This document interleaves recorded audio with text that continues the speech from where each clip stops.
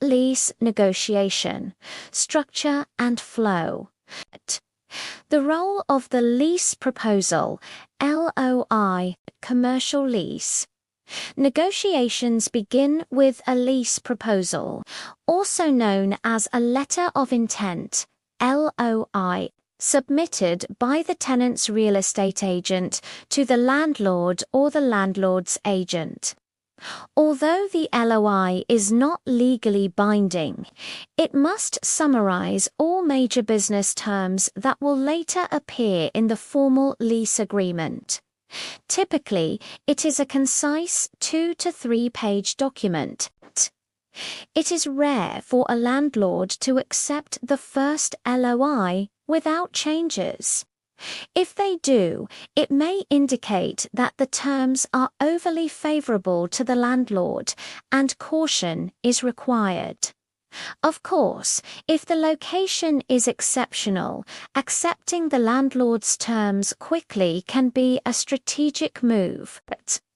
The landlord will respond with a counter-proposal, and both sides continue exchanging revisions until they reach agreement or negotiations collapse. Key items negotiated in the LOI. Tenant name. The lease may be signed under an individual or a corporate entity.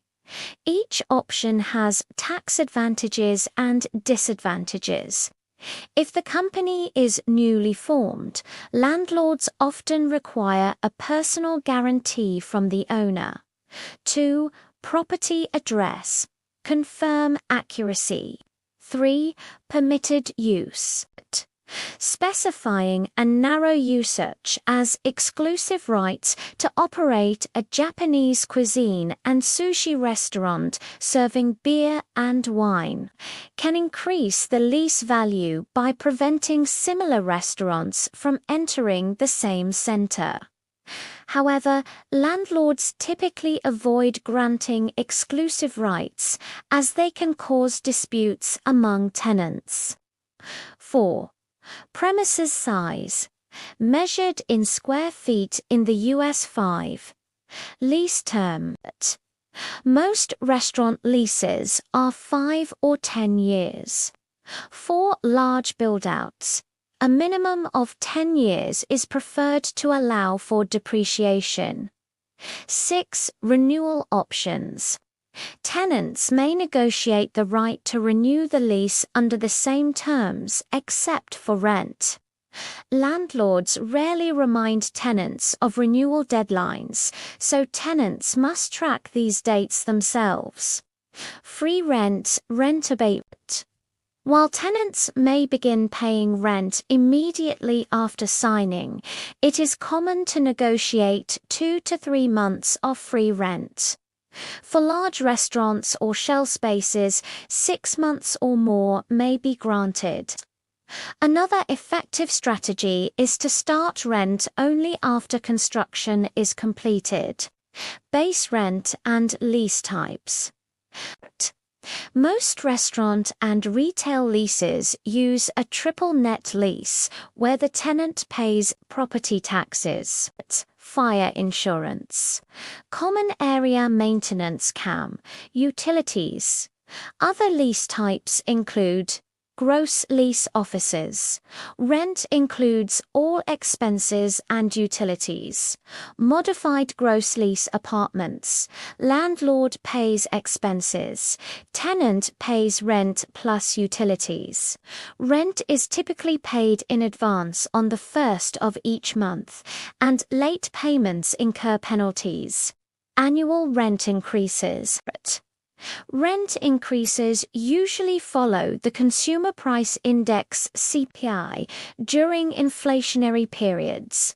CPI has risen 7 to 8%, so tenants often negotiate a cap and floor range, for example, 3% to 5%, a fixed annual increase around 3%. Triple net charges, NNN charges. NNN charges fluctuate annually because expenses change. Treat the quoted amount as a reference, not a fixed number. Deposits, rental deposit.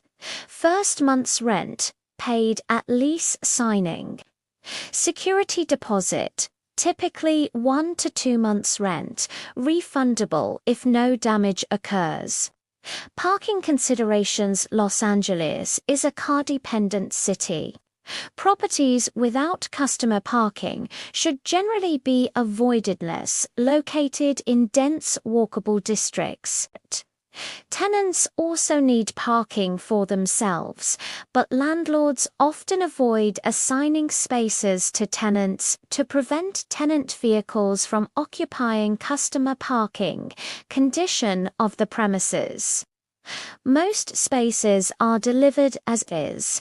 If the previous tenant was a restaurant, tenants may request the landlord to guarantee that electrical, HVAC, and plumbing systems are in working condition. If the landlord refuses, tenants should have a contractor inspect the space before signing to estimate repair costs. Contingency clauses. Contingencies allow tenants to cancel the deal if certain conditions are not met. Common examples: failure to obtain required permits, failure to obtain a liquor license. Landlords dislike liquor license contingencies because they risk losing months of rent during the free rent period. A practical solution is for tenants to offer several months of prepaid rent as a form of insurance to secure the contingency. Broker representation. The LOI lists both the tenants and landlord's brokers. It also states that the LOI is non-binding. The deadline for the landlord's response. Once both sides agree on the LOI, the process moves to the attorney stage. The attorney's role. The landlord's attorney drafts the formal lease based on the agreed LOI. This may take 3 days to 2 months. Tenants should hire an attorney experienced in commercial leases to review the document and identify unfavorable clauses. Typical fees. Lease review, around $600. Hourly rate, $200, $350. Negotiating lease revisions should ideally be handled by the real estate agent, not the attorney, to avoid excessive legal fees. After revisions are finalized, the tenant signs the lease and sends 2 signed copies. A cashier's check for first month's rent plus security deposit. The landlord returns 1 fully executed copy. About personal guarantees. New corporations or individuals with limited credit may be asked to provide a personal guarantor.